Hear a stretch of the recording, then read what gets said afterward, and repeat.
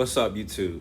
Today, I wanted to tap in on something that I noticed, which I typically notice things, if you notice by now.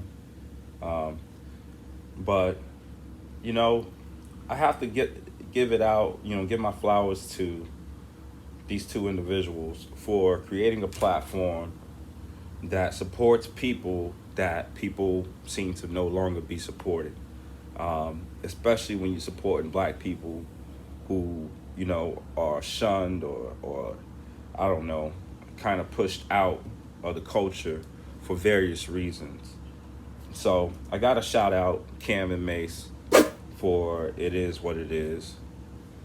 Mostly because I don't see anybody doing this, and if they have, then I missed it. But I gotta shout these guys out big time for putting together a platform for sports that is not only straight up, just straight gutter. I gotta say it's straight gutter. It's like when you and your homeboys are chatting around the pool table or around the bar about sports, and you guys aren't holding punches. So that's what I love the most about that podcast. I laugh like crazy. But another thing that I'm noticing as I'm watching further and further is that, man, they're the biggest platform for canceled athletes. If you think about some of the people that are incorporated into this show, and sports history, then you know that a lot of the people that are given a voice on this platform are people who are shunned from mainstream sports. Let's just kind of go down the list. Let's start with Mark Jackson. Mark Jackson just signed a partnership deal with It Is What It Is to start doing his own show. Mark Jackson is known famously for his reporting during the finals. So how ESPN dropped that ball, I don't know, but I know that that's a game changer right there alone for what's the name for it is what it is.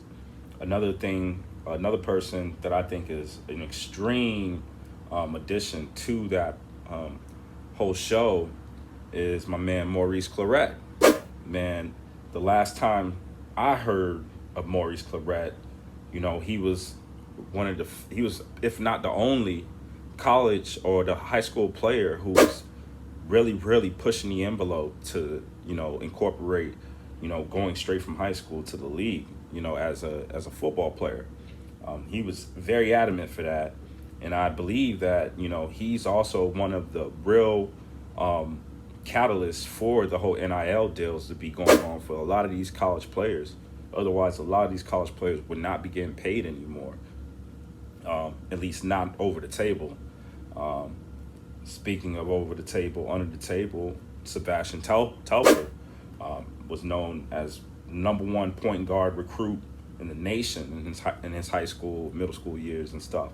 And, he got into an issue, just to name a couple fights. But I think the thing that got him really, really canceled was the last straw, was that whole insurance scandal or whatever, insurance fraud case, I guess.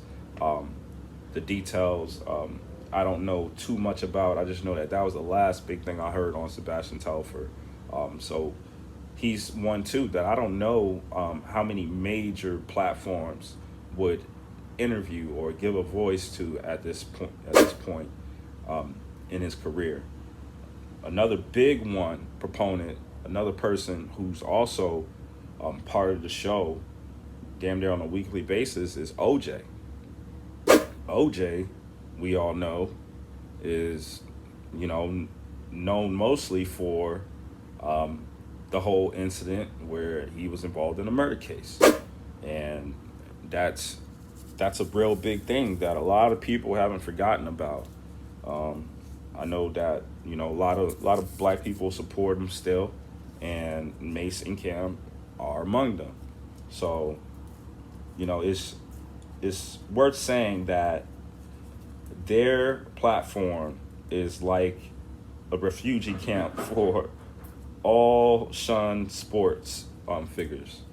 And that's not a bad thing, apparently. It's not. It really isn't, because a lot of these guys who didn't have voices or who weren't getting job offers for being, sports announcers and commentators are now going to have a new platform where they'll still be accepted. And you can arguably say that it is what it is. What it is perhaps the biggest sports platform right now, just coming out the gate. The only one that I could think of right now is the Stephen A. Smith show. That's also gaining a lot of fire early on. So that's something that I just kind of wanted to touch on, that I see happening over and over again. And I'm noticing the pattern that, a lot of people who don't mess with the other platforms mess with Cam and Mase, and the same thing vice versa.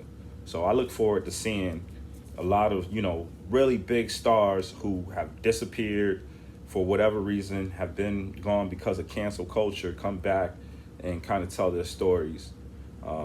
So give me a comment, like and subscribe if you noticed as well, and how you feel about that. Is it a good thing that they're bringing back old players who have been shunned away and just kind of, sent on some kind of exile, or is it okay? Is it a good thing that they're bringing back opportunities to people who have pretty much lost them? So give a comment, like, subscribe.